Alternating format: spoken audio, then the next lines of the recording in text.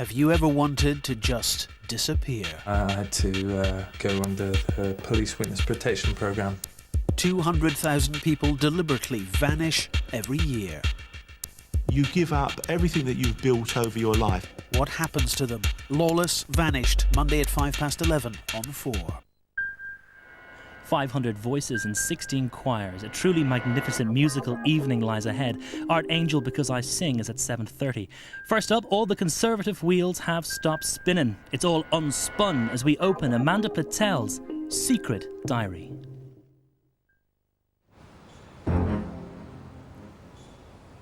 For the past 2 years, Amanda Platell has been the Conservative Party's leading spin doctor. Yeah, hi, it's Amanda. Is he there? Working directly for William Hague, it was her job to sell the Conservative leader to an often hostile press. Australian by birth and a tabloid journalist by trade, for the 4 weeks leading up to the general election, Amanda Platell kept a secret video. This is her intimate account of the 28 days leading up to the Conservatives' defeat on June the 7th.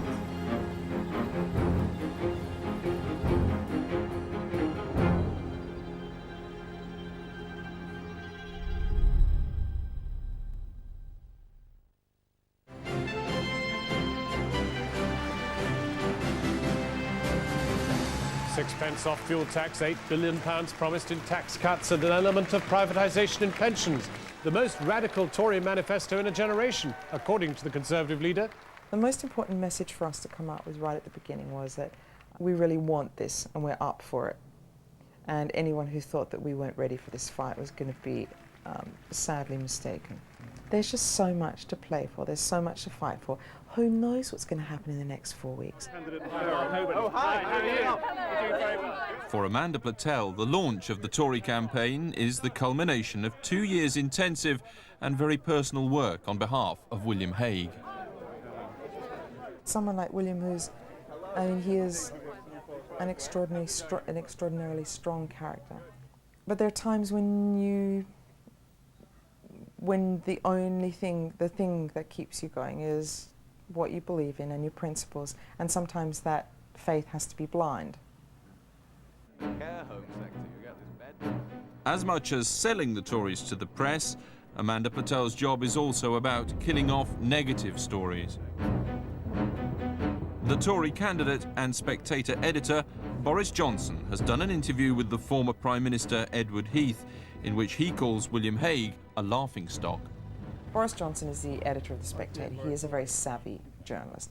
He knows that if he interviews Ted Heath on the week that he leaves the House of Commons forever, that he's going to get what he always gets, which is a complete slag off of the leader of the Conservative Party, which he has a long history of doing. And so Boris is either guilty of complete misjudgment, which means he shouldn't be a Conservative politician anyway, or some kind of, tricksiness.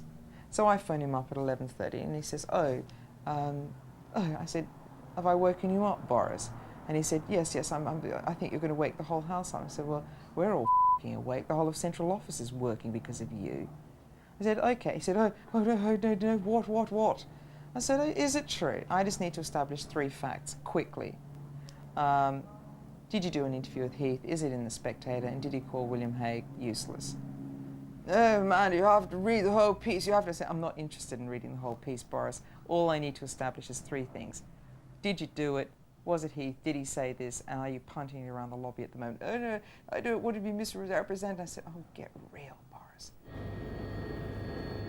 With Boris Johnson and the Spectator article dealt with, Westminster commentators decide that the Conservative campaign has got off to a flying start.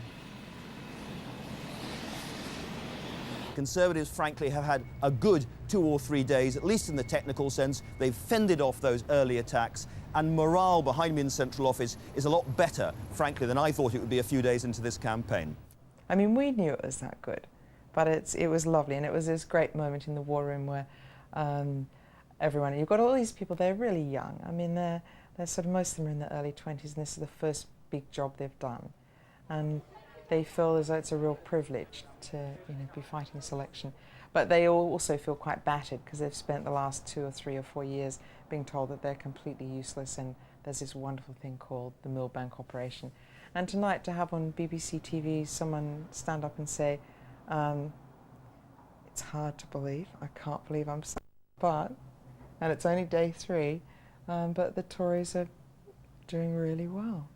And their operation's really slick. And this cry went up from the room. Everyone's going, it's fantastic, yes.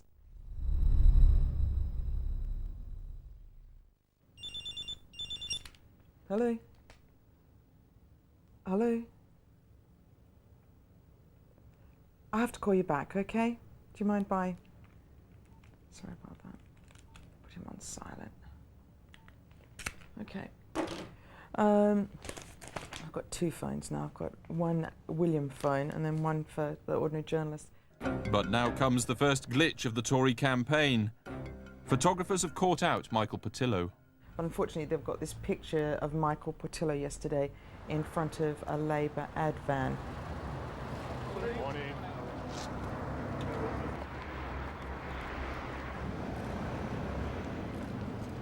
Finally, Volvo S40. And his minders obviously weren't doing their work properly because didn't spot it. Classic campaigning mistake. And one which I'm sure, I mean, sometimes you just can't avoid it. But sometimes you have to put your body in front of the truck, as we all know.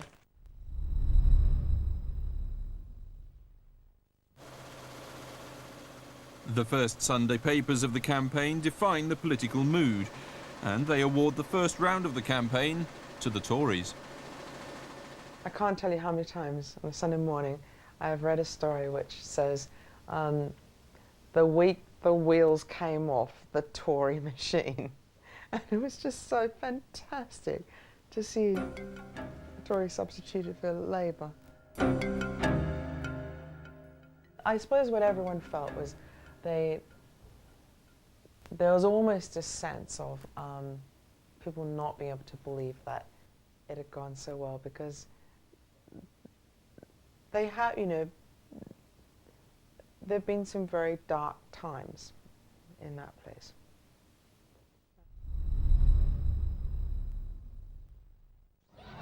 William Hague was mobbed by school children when he arrived in Norfolk this morning, but by the time the Tory leader had touched down, what started his campaign message on tax looked like confusion. That morning's Financial Times had claimed the Conservatives' planned tax cuts of £20 billion, rather than the £8 billion figure in their manifesto. Treasury spokesman Oliver Letwin is soon fingered as the source of the story. So as the day progressed and we discovered that Oliver had spoken off the record to the Financial Times, and to be fair, he did not say that we had plans to cut £20 billion worth of taxes. But when he got into explaining that, it kind of progressed more than perhaps Oliver would have liked it to.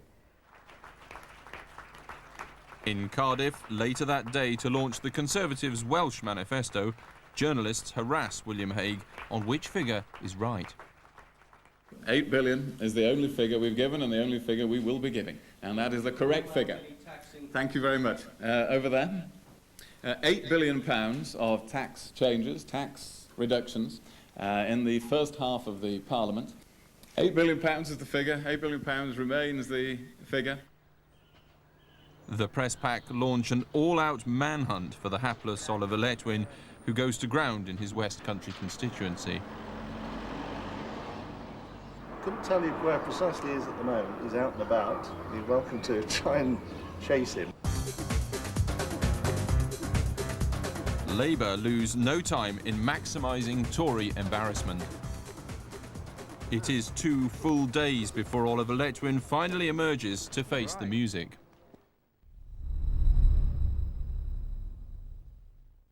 It's difficult when someone does something which jeopardises the whole. And easier, though, when you know that they've done it with an absence of malice, which was certainly the case in Oliver's situation. And so, you know, we had to bring him out. I briefed him on what he could say, what I thought he should say, and how we try and put this story to rest. I never said that the Conservative Party is in any way committed to a figure of 20 billion, and what's more, there is no figure beyond the planning period of 2003-04. But then we had this slight problem in that, oh God, Olive went a little bit further, and he said that I never said that to the Financial Times. It was completely untrue. And of course, if you're an editor of a paper, you know, that's calling you a liar. And it's, you know, it's kind of pistols at dawn. And you only get one shot each, and there's usually only one person standing after it. So you try and avoid those situations. 2 days on, and the shock tactics of a party election broadcast about crime allow the Conservatives to open up another front. The broadcast's alarmist tone draws complaints, but Tory HMPs had considered a more controversial agenda. There was a story that went out a few weeks ago about that we were going to do an asylum PEB. True that there was a script presented by the agency, but at the moment William already said, no, I don't want to do that. That's not what I want to do. You know, we're going to fight on tax, Europe, crime, education, those four.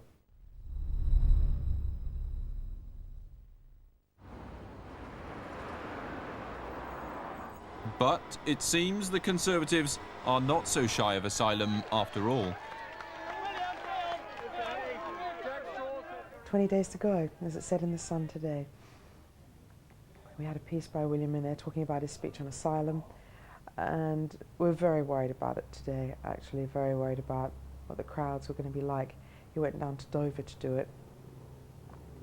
And it's a really important speech because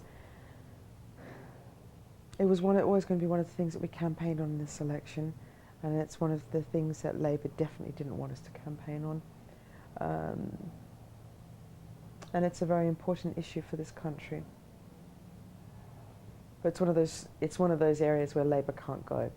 And it was interesting, their reaction today was, as it usually is from the actual core, you know, from Blair and Brown and the rest of them, is they're very muted in what they say about it. With still no movement in the polls, the only comfort is from Labour's mishaps. I was actually in the ladies' loos, and I heard this almighty shout go out. And I thought, oh, they must be rerunning that football match that was on the night before. Because it was like that spontaneous combustion of joy that you hear whenever someone scores a goal. And so I kind of wander out, and someone grabs me and said, Prescott's hit someone. I said, you cannot be serious. Amanda Platell has moved into a hotel in Knightsbridge for the period of the campaign, where she records her video diary last thing at night. She's also brought her three-legged cat, Ronnie. One has to survive on very little sleep. I don't think I've ever been so tired. And there's kind of surges of adrenaline. It's like living in a parallel universe. It's very strange that the decisions that you take, the speeches that are written, the responses to events, everything that's going on, within minutes, sometimes within hours, always. It's on television. You know, in the war room, there are television sets about every 6 feet, all throughout the room, and you just look up, and there he is. Everything that you're doing is unfolding in front of you within moments of the decisions being taken to do it.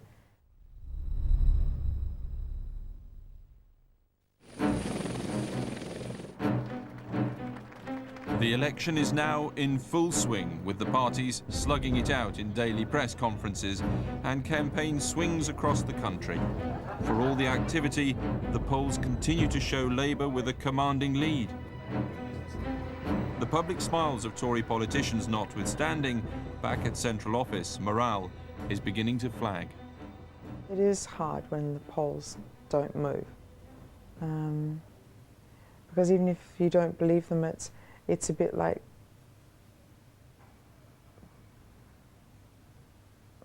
it's a measure that other people use, and so they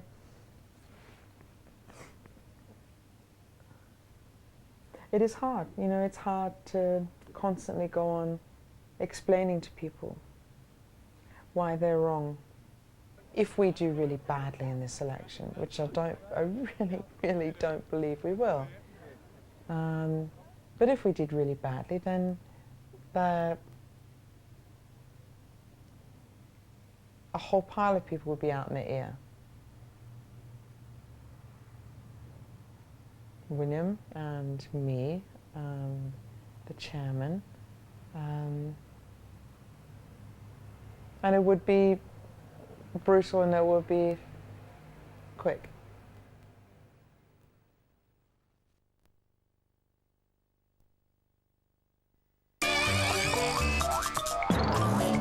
If you want to feel you're in safe hands, join RAC, ranked #1 roadside assistance provider in customer satisfaction by JD Power and Associates.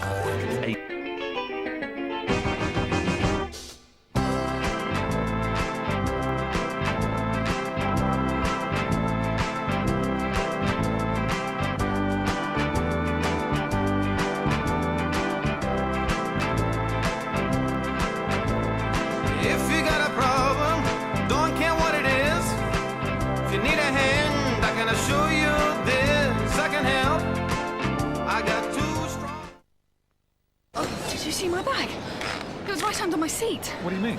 My bag has gone. I can't believe this. Well, it must be around here somewhere. Everything is in there. Oh, it's going to ruin our holiday. I put everything in there. My purse, your wallet. Oh. Okay, let me think. I had it when I walked in. I put it down. Now it's gone. What did it look like? Okay, here's a white bag. It's about like this. Take traveller's checks from a worldwide organisation that can replace them within 24 hours. American Express traveller's checks. Don't leave home without them.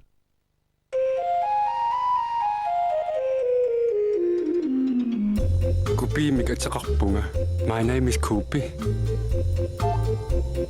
When I first arrived here, I had to learn about everything. I learned by asking questions. Why?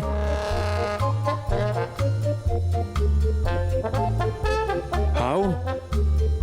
What is bullseye? And people ask me questions. Where am I going? How do I take it? Am I more of a spender or a saver? At Alliance and Leicester, we think questions are important too. They help us understand our customers. Once we understand them, we can do what's right for each and every one.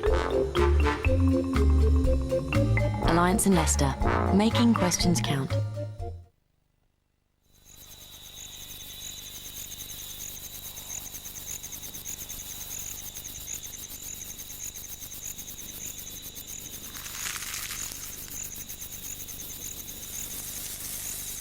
Under the right conditions, some things can last longer than you might expect. The Bosch Active Cooling System keeps food fresh for longer. Bosch.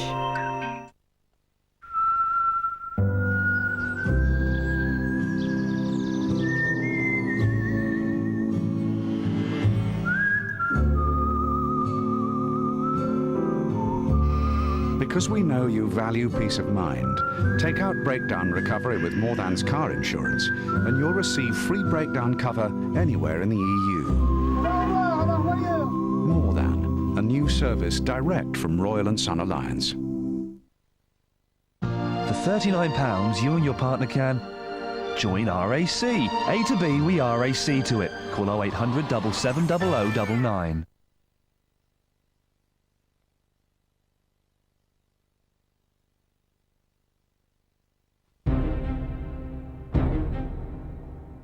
With just over 2 weeks to go before polling day, the Conservative campaign has still failed to make any inroads. Stories critical of William Hague's election strategy are starting to appear in the press.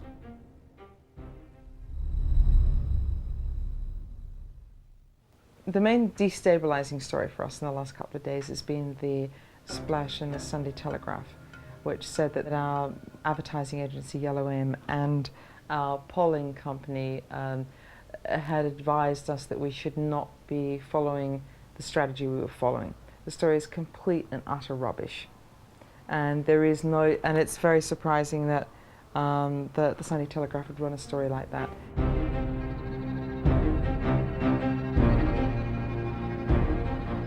I'm very concerned at the moment that we have some people who are going to great lengths to try and start up Tory split stories. You'll get a lot of people who start to think in the next week, if this is going down and this is looking really bad, do I want to start briefing the papers and distancing myself from this? So we're going to see more and more of that. Margaret Thatcher is scheduled to address a major rally in what Conservative headquarters hopes will be one of the decisive interventions of the campaign. Is the campaign going well, do you think? I think it's going very well. As far as where I'm concerned, I go around. To mark the event, she's given an interview to the Daily Mail. Yesterday we got the kind of first sighting of the interview that Margaret Thatcher's done with the Mail.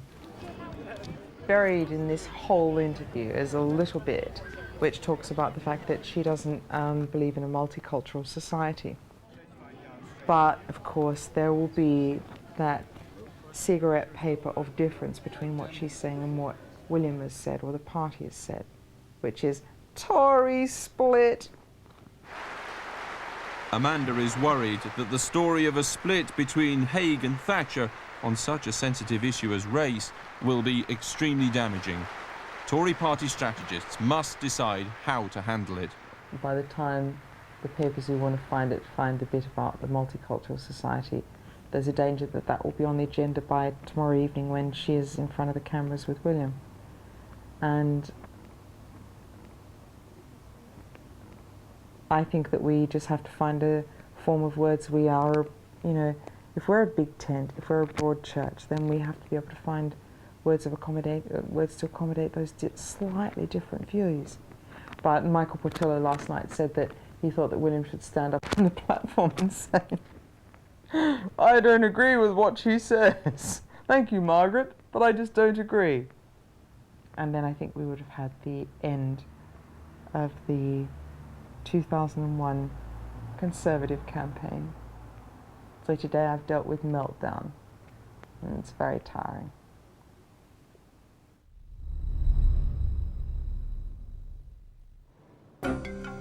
The interview in the Mail is out.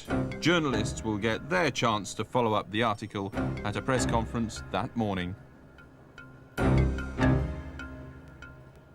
And each time someone said, I want to ask about the Thatcher interview, and I was thinking, I couldn't even bear to go down. I watched it upstairs in the war room because we have a live feed up there, and it was Charles Rice on the Standard, and they're so hostile to us. And he said, Charles Rice, Standard. Margaret Thatcher's interview today in the Mail. And we are all just going white. And then it went into a completely different direction. No one asked about this. Instead, the media find another line in the speech to get their teeth into. William Hague's ears might have burned when she laid down the Thatcher line. He's ruled out a single currency for the first term of a parliament, but has never said never. Lady Thatcher did. I would never be prepared to give up our own currency. So for all Amanda Platell's worries, the explosive row with Margaret Thatcher on race never materialises. If we'd ended up having a row with Margaret Thatcher, then we would all be spending the next part of the campaign thinking about where we were going to go on holiday, because it would have been hasta la vista, baby. It would have been completely over.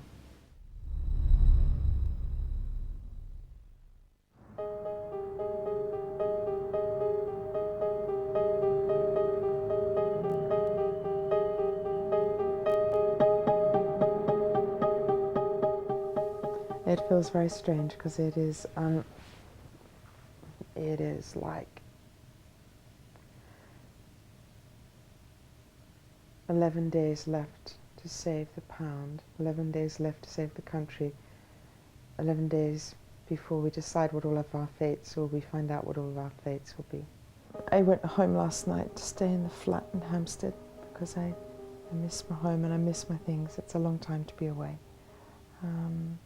I just miss my garden, even though it's very small. It was nice sleeping in my own bed.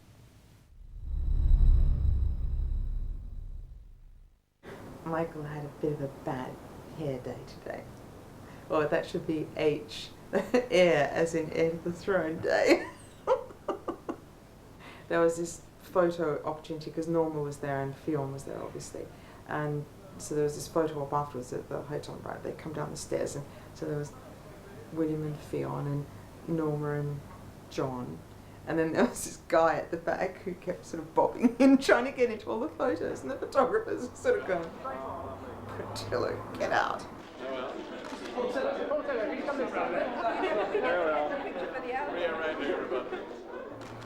Do I look good in this? Does my quiff look big in this? 10 seconds, great. But now, William Hague must prepare for what will be one of the key set-piece interviews of the campaign with Newsnight's Jeremy Paxman. Of course you're nervous going to something like this because there's this kind of cult of the interviewer now that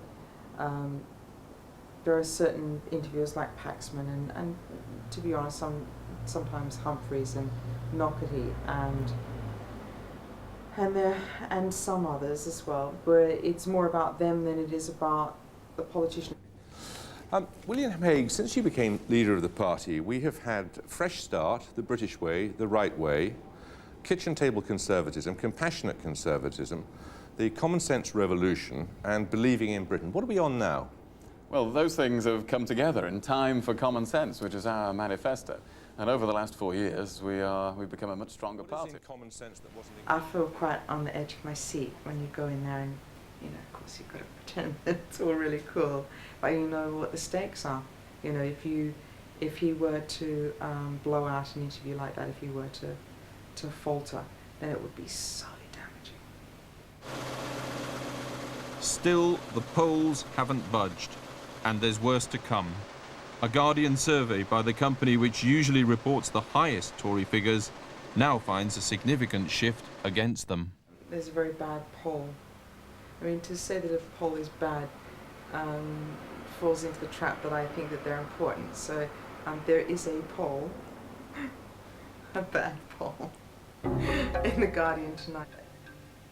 If you don't believe in them, then you're fine. But for the people who are flaky, the people who have other agendas, then it gives them ways of coming back into the story and saying, well, you know, Hague's completely, you know, misjudged this. It's not about, you know, Europe, tax, crime, education. It's about the public services, and we should have gone into the middle ground of British politics and discovered something new there. There'll be a lot of, the next few days will be very, very difficult. Yes, hello, I want to report that my bag's been stolen. We were on the beach and I just turned around for 2 seconds and my bag was... Pardon? Oh, sorry, yes, my purse was in it and my husband's wallet. I mean, that's all of our cash. I just don't... No, because I just turned around and it...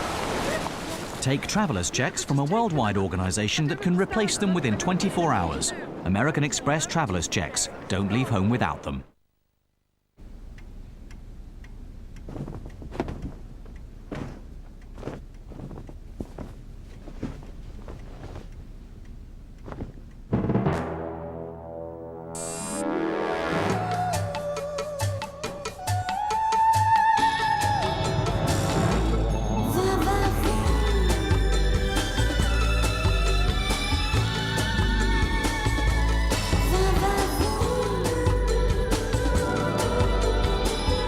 Designed to restore your va-va-voom.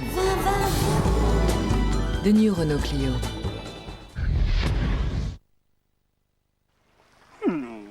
Is it Dave? Oh, hello, Dave. It's Len. It's Len. It's Brian. I was talking through a snorkel. Oh, I didn't realise. Can you send me a text message later? Okay, all right, no problem, bye. He's at work. Use it here, use it there. Now all BT Cellnet customers can use their mobiles abroad. Apparently, this Jordan's Frusley bar tastes so good. You can't believe it's good for you. Let's see. I'm getting moist, plump fruit. An army of wild berries marching over my tongue. I'm getting honey, golden fields of oats, country maidens cavorting in a woodland bower, plucking ripe fruit with a rosy-cheeked damsel. No, it can't be good for you. Jordan's Frusley tastes so good it can't be good for you. Or can it? Ahoy, Mr. Beaver! What does it take to have such strong teeth? Colgate Herbal Toothpaste, naturally. Colgate Herbal? It contains chamomile, eucalyptus, myrrh and sage, as well as fluoride that helps make teeth healthy. And strong. Colgate Herbal, for strong, healthy teeth. Switch to PowerGen for your gas, electricity and telephone, and you'll only get one bill instead of 3. And with new PowerGen 1 bill, you get an extra discount with every service you take. 1 bill from PowerGen, making life a little simpler. Call free anytime on 0500 24 0500.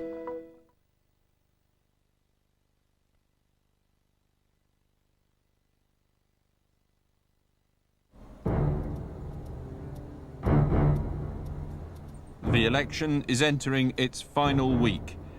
If William Hague's campaign is going to break through, it must do so in the next few days.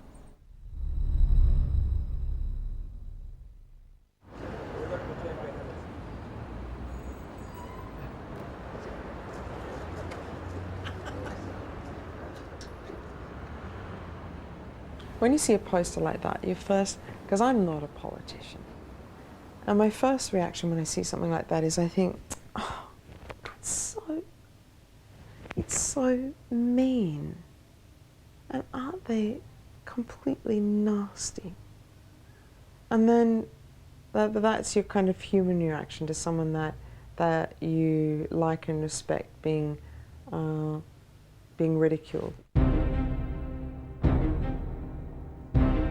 William Hague's close Shadow Cabinet colleagues, Shadow Chancellor Michael Portillo and Shadow Foreign Secretary Francis Maude have, in public, always stood foursquare behind their leader's election strategy. But, with the polls resolutely refusing to budge in the Tories' favour, the behind-the-scenes briefing of political journalists against his campaign has begun. I think that you very soon find out who the people are who really believe in what you're doing, and the people who are prepared to lay their kind of careers and their reputations on the line, and the ones who start briefing behind the scenes and saying, well, you know, I have to be supportive up front, but, you know, I never agreed with us going so hard on the euro, and I never agreed with, you know. So that's all started already. Of course it has.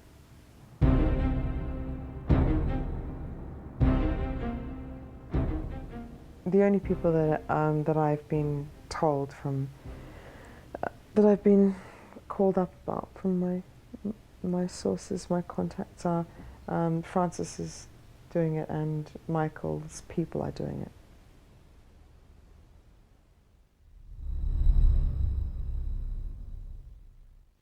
Things feel really good. I mean, we think we're fighting a really good campaign, and the morale in the office is really high, and people there's lots of jokes, and people are really enthusiastic and still coming with ideas, and you know, that real sign of creativity that you don't get when people feel defeated. But despite that outward confidence, by now virtually everyone at Central Office is harbouring private doubts about their fate on June the 8th. I guess in my own heart, I don't believe we can win. But I'd never say that to William. We wouldn't have that conversation. William is not the kind of man that you could go to and easily discuss failure. or afterwards.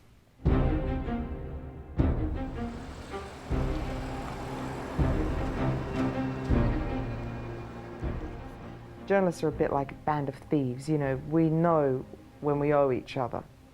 And there are a few people out there who feel they, you know, want to make sure that I'm looked after.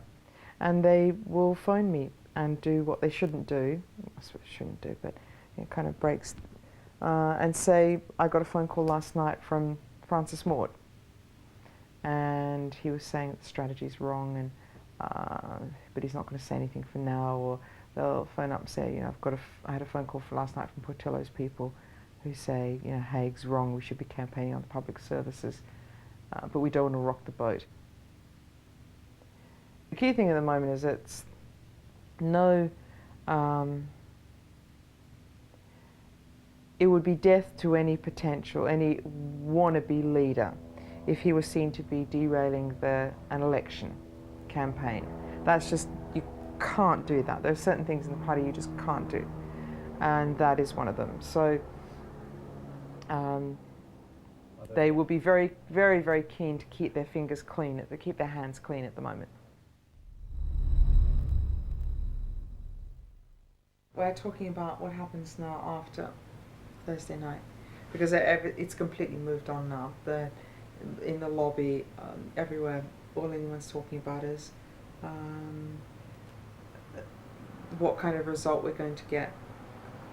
None of the commentators, none of the media believe we're going to win. And so it's about what happens to the Conservative Party next.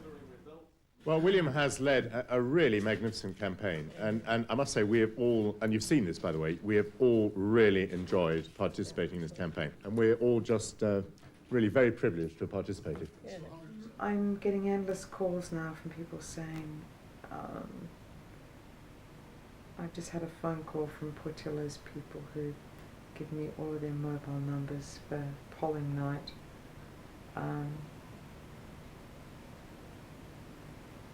And I suppose it's like, it is,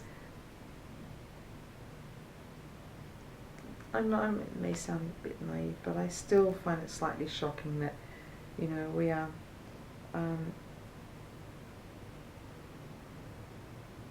we're fighting so hard at the moment, and to find that all they're concentrating on is how they're going to pull it down.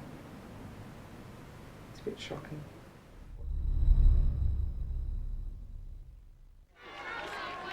With just 2 days to go, William Hague's public confidence still betrays nothing of his inner feelings. He has put his soul into this campaign. Everything he believes in is there, laid bare. And he has now made a judgment that unless the people of Britain say, that's what I want, then he will walk away. Now I've even brought the polling cards. After 4 long, hard weeks of campaigning, Election Day has finally arrived. William Hague's fate is now in the hands of the voters. Take photographs of our legs behind the podium. We are D-Day, and the sun is shining, although I'd rather it weren't, because our people tend to come out rain or shine, and their people tend to be a bit soft and only come out if it's dry. But I'm heartened by the fact that there are weather reports in the north of the country and the Midlands that it's quite wet, which is good. And so, there's nothing you can do now. It's all just going to happen. Good morning. All right. Charles Kennedy also posed for photos at his local polling booth, but he had in fact already voted by post. Tony Blair chose to vote in person, walking to the polling station with Cherie and his 3 older children at his side. I've always felt that we were fighting against impossible odds, but I think for a little while after, when the fuel protests started, I think there was kind of flash then that maybe people had really found them out, but it didn't last. It is 10 o'clock. The polling stations have closed, and our prediction is that Labour will return to power with yet another landslide. people the people don't think they don't believe that we do any better at the moment.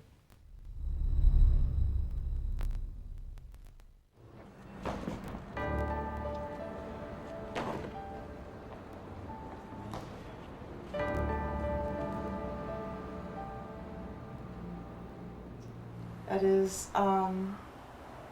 D minus, minus, minus. Everything has just gone minus.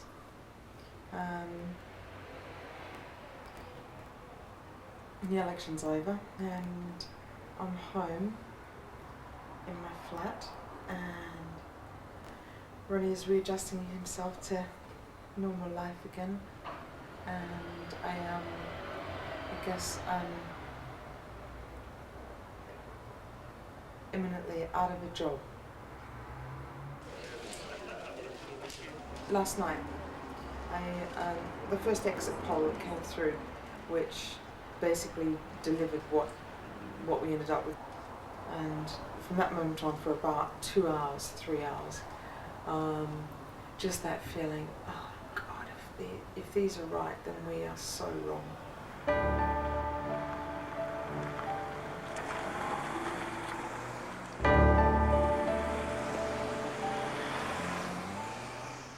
At dawn, as the scale of the Tory defeat becomes clear, William Hague tells his close circle of his decision to resign as Conservative Party leader. I already knew that this was in William's mind. Lord Strathclyde is our leader in the House of Lords. He was in there as well, and he said, oh my God, this would be an absolute disaster. It was in my office. We've got to talk him around. Ian Duncan Smith came in and said, we've got to talk him around. He's the only man who can lead the party. But there was no talking around, and there was one point where they all turned to me and said, but you haven't spoken to William yet, and it's now up to you to make him stay. And I didn't say anything, and one of them said, you know, why aren't you calling him? And I said, because in my heart I don't think it's right that he should stay. I think after what he's been through and what he's tried to achieve, then he ought to be allowed the dignity of deciding whether he goes. But then I did talk to him, and I did try and put the other argument. He said his mind was made up. He said it was a matter of honour. And I said to him, well, what about the party? And he said, and that's why I'm doing it.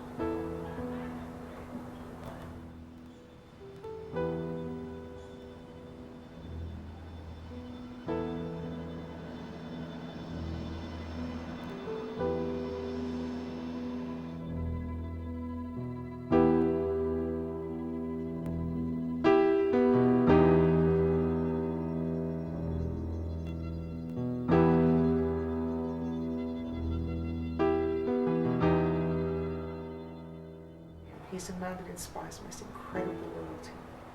And every woman and every man and every girl and every young man in that place, there were about 15 people, they were all in tears. And it's the only time I've seen him where his voice cracked and he just stopped. And I thought, oh my God.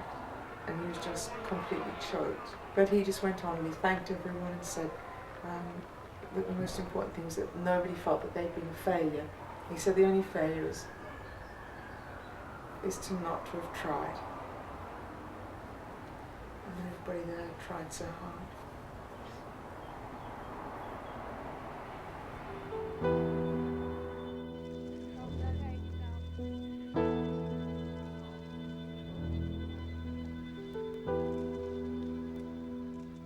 I believe it's vital that the party be given the chance to choose a leader who can build on my work, but also take new initiatives and hopefully command a larger personal following in the country. And I've therefore decided to step down as leader of the Conservative Party when a successor can be elected in the coming months. I will continue until that time to carry out the parliamentary and other duties of the Leader of the Opposition.